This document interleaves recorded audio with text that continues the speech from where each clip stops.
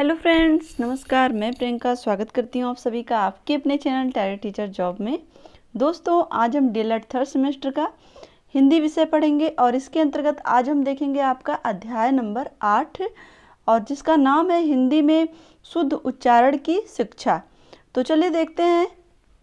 यहाँ पे ये है आपका क्लास नंबर 24, शुद्ध वर्तनी की आवश्यकता एवं महत्व। उच्चारण शुद्धता क्या होती है सबसे पहले हम जानते हैं। किसी भी भाषा में उच्चारण का विशेष महत्व होता है। भाषा के शब्दों का सही उच्चारण उस भाषा के परिनिष्ठित रूप को व्यक्त करता है। तो दोस्तों, एक तरह से यहाँ पर हम कह सकते हैं कि कोई भी भाषा अगर सही तरीके से उच्चारित नहीं हो रही है तो उस भाषा में कमियां दिखाई देंगी। एक तरह से उस भाषा की जो भी आप बोल रहे हो, जिसमें आप जो भी भाषा प्रयोग कर रहे हो, उस भाषा में लोग आप में कमियां ढूंढेंगे कि ये जो आप भाषा यूज कर रहे हो उसमें कुछ ना कुछ कमियां हैं। दोस्तों, यहाँ पर देखें हम भाषा के शब्दों का सही उच्चारण उस भाषा के परिनिष्ठित रूप को व्यक्त करता है। एक तरह से अगर आप भाषा का सही प्रयोग कर रहे हैं तो एक तरह से उस भाषा का जो परिनिष्ठित रूप है, उसकी जो श्रेष्ठता है वो दिखाई देती है।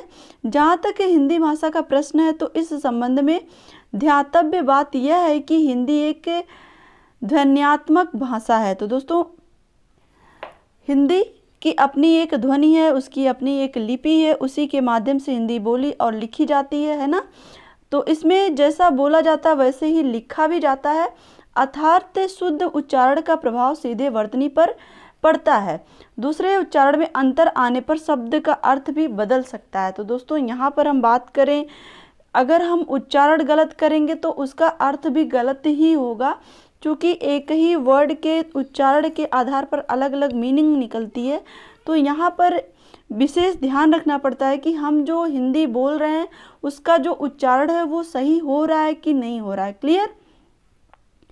जैसे कल तुम्हें परीक्षा देनी है, ये एक साधारण वाक्य है। अगर इसी को थोड़ा सा आप एक्सप्रेशन के साथ बोल रहे हैं, कल तुम्हें परीक्षा देनी है, तो यहाँ पर क्या हो जा रहा है कि ये एक क्वेश्चन वर्ड हो जा रहा है। क्लियर?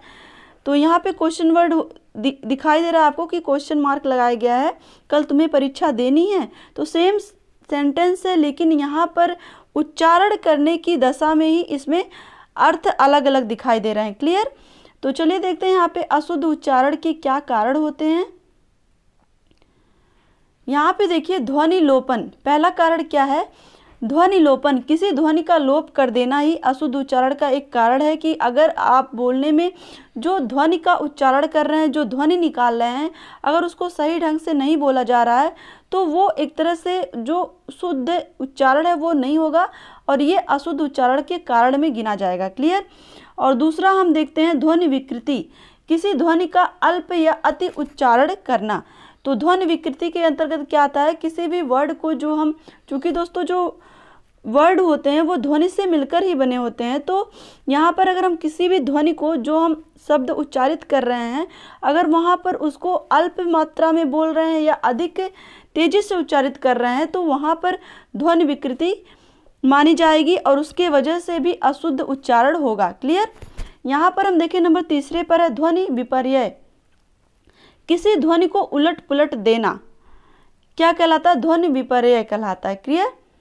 चलिए देखते हैं यहाँ पर नंबर 4 है ध्वनि का सही ना ज्ञान होना। दोस्तों, यहाँ पर हम बात करें जो शब्दों का उच्चारण किया जाता है, या हम बात करें जो भी हम वाक्य बोलते हैं, उच्चारित करते हैं, उसमें अगर सही ध्वनि से का प्रयोग नहीं किया जाएगा या फिर सही ध्वनि का ज्ञान नहीं होगा, यानी कि सही शब्दों का प्रयोग उन्हें नहीं पता होगा जो भी भाषा का प्रयोग कर रहे हैं, तो वहाँ पर उच्चारण की अशुद्धता मानी जाएगी। क्लियर? और यहाँ पर देखिए नंबर 5 पॉइंट पर है उच्चारण के साधारण नियमों का ज्ञान ना होना।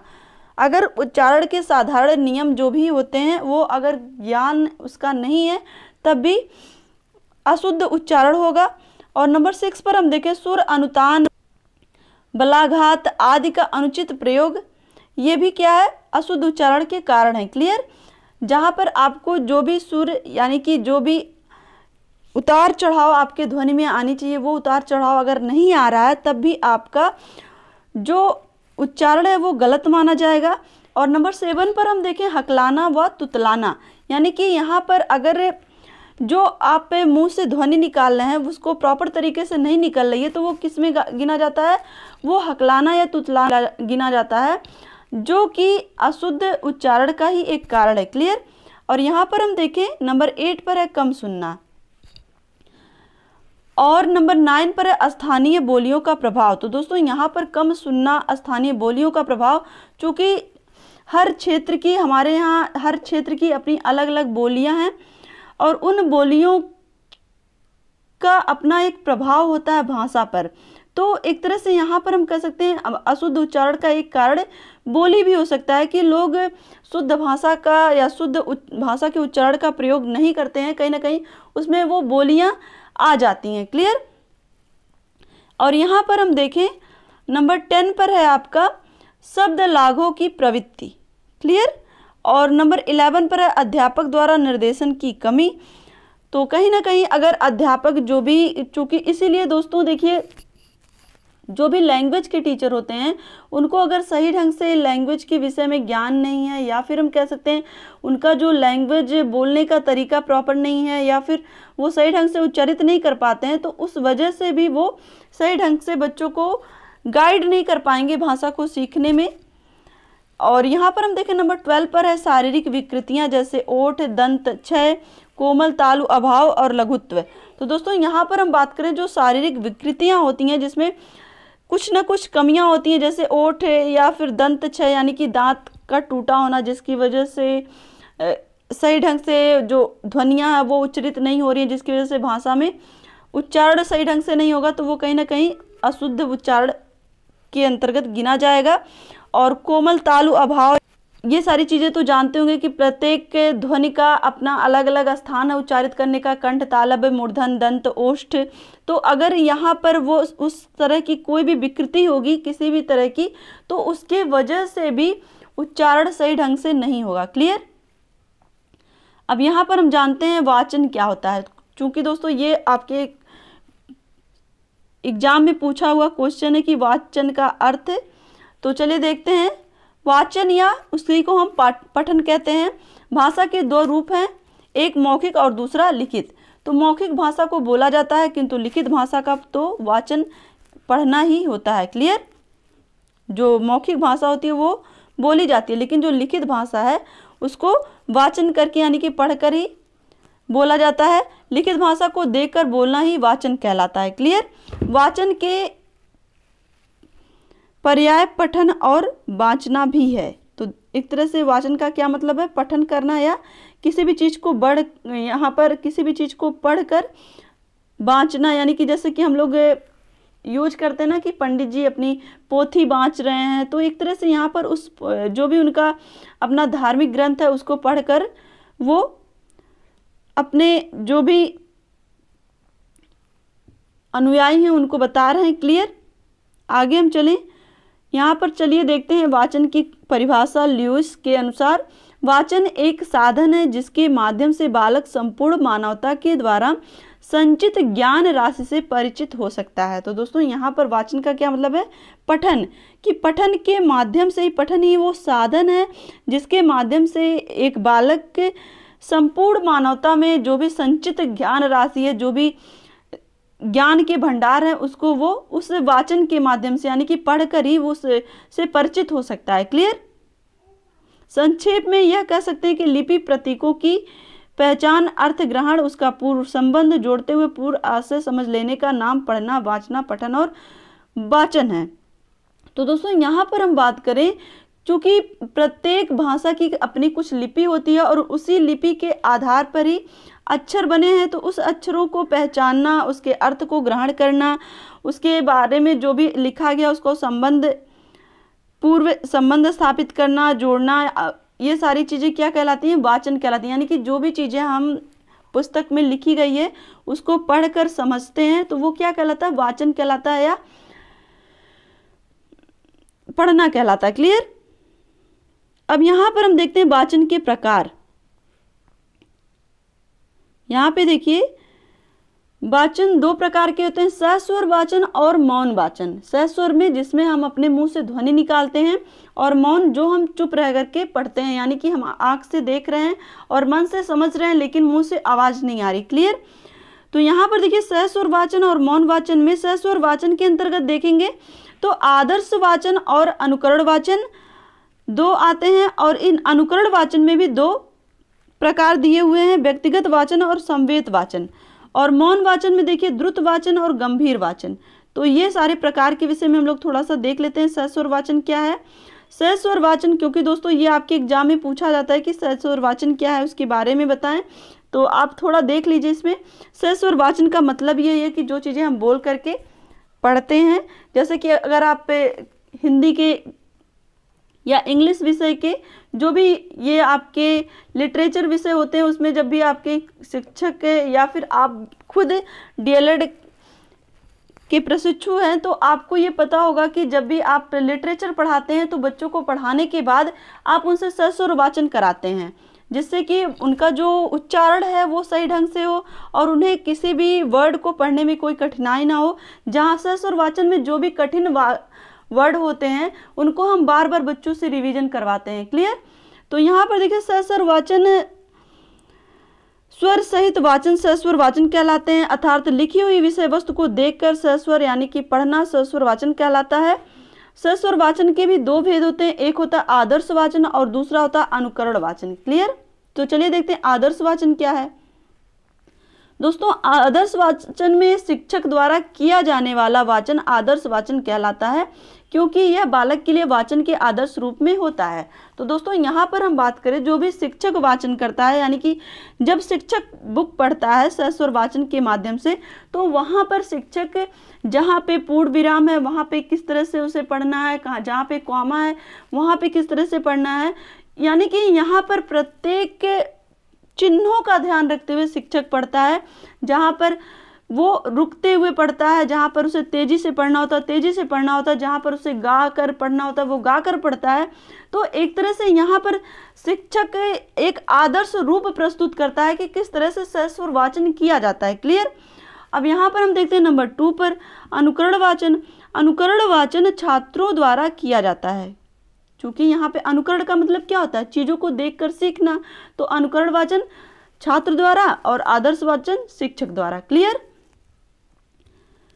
तो अनुकरण वाचन में देखिए इसे अनुकरण वाचन इसलिए कहा जाता है क्योंकि इसमें छात्र अध्यापक द्वारा किए गए वाचन के अनुसार वाचन करने का प्रयास करता है। इसे अनुकरण वाचन के दो भेद हैं। तो दोस्तों यहाँ पर हम देखें जो अनुकरण वाचन है वो शिक्षक को देखकर ही छात्र सीखता है, इसलिए इसको क्या कहा गया? अनुकरण वाचन कहा गया। और यहाँ पर अनुकरण के भी दो भेद हैं। पहला यहाँ पे व्यक्तिगत वाचन और इसमें दूसरा है संवेद वाचन। तो व्यक्तिगत वाचन क्या होता है? इसमें बालक अकेला जोर से उच्चारण करता हुआ उचित आरोह अवरोह गति स्वर और प्रवाह आदि के साथ पढ़ता है। इससे वाचन संबंधी कमियों का पता लग सकता है और उसे दूर किया जा सकता है। तो दोस्तों अगर देखिए यहाँ पर वाचन का मतलब क्या है, क्योंकि यहाँ पर हम एक लैंग्वेज सीख रहे हैं। अगर लैंग्वेज, चूँकि जो हिंदी हो या इंग्लिश हो, इसमें आप लैंग्वेज ही तो पढ़ते हैं, तो लैंग्वेज को सीखने और बोलने के लिए आपको सस्वर वाचन बहुत ही ज़्यादा मस्ट हो जाता है। इसलिए देखिए जब आप किसी लैंग्वेज को सीखने जाते हैं, जैसे अगर आप इंग्लिश स्पीकिंग कोर्स करने जा रहे हैं, तो वहाँ पर आपको क्लास डिस्कशन होता है, ग्रुप डिस्कशन जिसे हम कहते हैं, और वहाँ पर आपको खुद से बोलने की प्रैक्टिस करवाई जाती है। बार बार एक ही वर्ड को, जो चीज़ें सही से प्रोनाउंसिएशन नहीं हो पा रहा उसको बार बार बोलने का प्रैक्टिस करवाया जाता है। तो इस तरह से व्यक्तिगत वाचन के अंतर्गत ये आता है कि जहाँ पर एक बालक बार बार चीज़ों को पढ़ के रिवाइज कर रहा है, कहाँ पे उसे उचित आरोह अवरोह का भी ध्यान रखना, गति का ध्यान रखना, स्वर का ध्यान रखना, प्रवाह का भी ध्यान रखना है कि किस तरह से कहाँ पर हमें किस तरह से पढ़ना है। क्लियर? तो इससे वाचन संबंधी कमियों का पता लग सकता है और उसे दूर किया जा सकता है। दोस्तों इसीलिए जब आप लैंग्वेज सीखते हैं, तो किसी भी इंग्लिश स्पीकिंग की अगर हम बात करें, तो वहाँ पर आपके शिक्षक ये कहते हैं कि आप अपने लैंग्वेज को, जब भी स्पीकिंग आप सीख रहे हैं, तो कोई भी एक टॉपिक लीजिए और उस पर आप अधिक से अधिक बोलने की कोशिश करिए। और इसमें क्या होता है कि आप उस अपने आवाज़ को एक ऑडियो के माध्यम से रिकॉर्ड कर लीजिए, चाहे आप अपने मोबाइल में रिकॉर्ड कर लीजिए या फिर किसी भी रिकॉर्डर, आपके पास कोई टेप रिकॉर्डर वगैरह हो तो उसमें रिकॉर्ड कर लीजिए और उसको आप सुनिए। उससे क्या होता है कि जो भी आप बोले रहते हैं, यानी कि जो भी आप वाचन किए रहते हैं, उससे आपकी जो कमियां होती हैं वो सामने आती हैं। तो दोस्तों इस तरह से आपके स्कूल में भी तो ये नियम है कि ऑडियो टेप होना चाहिए, जहां पर बालक को उसके वाचन को टेप करके सुनाया जाए और उससे जो बालक की कमियां हैं उसे बताया जाए, जिससे कि बालक में इम्प्रूवमेंट आए। क्लियर? तो चलिए देखते हैं, ये आपका हो गया व्यक्तिगत वाचन, जहां पर बालक अकेले ही जोर से उच्चारण करता है, यानी कि वहां पर वो आरोह अवरोह का ध्यान रखता है, गति का ध्यान रखता है, स्वर का ध्यान रखता है। क्लियर? अब यहाँ पे देखिए बा पर है संवेत वाचन। इसमें बालक अन्य बालकों के साथ सस्वर वाचन करता है। छोटी कक्षाओं के लिए यह अत्यधिक उपयोगी है। छोटी छोटी कविताओं और बाल गीतों का अध्यापक द्वारा बालकों से संवेत वाचन कराना चाहिए। तो दोस्तों यहाँ पर देखिए संवेत वाचन, दोस्तों ये सारी चीज़ें हम जानते हैं, बस इनका नाम हमें नहीं पता होता कि ये चीज़ है क्या। अब देखिए यहाँ पर आपको ये पता चल गया है कि यहाँ पर व्यक्तिगत वाचन क्या है और संवेत वाचन क्या है। व्यक्तिगत वाचन में हम खुद से तेज से पढ़ते हैं और संवेत वाचन में हम शिक्षक के साथ सस्वर वाचन करते हैं, जहाँ पर शिक्षक जिस तरह से जिस अनुतान में पढ़ाता है उसी अनुतान में छात्र उनके साथ बोलते हैं। क्लियर? संवेत वाचन आपका क्लियर हो गया। तो ये सारी चीज़ें आज हम लोगों ने देखी और मुझे लगता है कि ये सारी चीज़ें आपको समझ में भी आई होंगी कि किस तरह से आपको वाचन के विषय में जानना है। दोस्तों यहाँ पर देखिए ये आपका हो गया वाचन के प्रकार में सस्वर वाचन और मौन वाचन। मौन वाचन में आपका 2 प्रकार है, जिसमें द्रुत वाचन और गंभीर वाचन। तो दोस्तों मुझे नहीं लगता ये आपको बताने की जरूरत है कि द्रुत मतलब क्या होता है, तेजी से पढ़ना। मौन वाचन में ही तेजी से पढ़ना, यानी कि आप बिल्कुल चुप हैं लेकिन आपके जो पढ़ने की स्पीड है वो तेज है। क्लियर? और गंभीर वाचन में जहाँ पर आप बिल्कुल शांत हो करके उस विषय के बारे में जो भी आप टॉपिक लिए हैं उसके विषय में आप गंभीर वाचन कर रहे हैं। इसका मतलब ये है उसके विषय में आप विचार कर रहे हैं, मंथन कर रहे हैं। क्लियर? तो ये सारी चीज़ें आपकी समझ में आई होंगी कि किस तरह से इसमें आपका वाचन और शुद्ध उच्चारण, यानी कि उच्चारण की शुद्धता और अशुद्ध उच्चारण के क्या कारण हैं, ये सारी चीज़ें। तो आशा करती हूँ कि आपको वीडियो पसंद आया होगा। वीडियो को लाइक कर दीजिए और कमेंट के माध्यम से हमें ज़रूर बताइएगा कि हमारा ये प्रयास आपको कैसा लगता है। साथ ही अगर आप चैनल पर नए हैं तो प्लीज़ चैनल को सब्सक्राइब करके बेल आइकन बटन को ज़रूर प्रेस कर दीजिएगा, जिससे हमारे सभी वीडियोज़ की नोटिफिकेशन आपको मिल सके। तो इसी तरह से आप अपनी मेहनत जारी रखिए, अपना ध्यान रखिए, अपनों का ध्यान रखिए, अपने आसपास सफाई रखिए। हमसे जुड़ने के लिए थैंक यू सो मच। जय हिंद।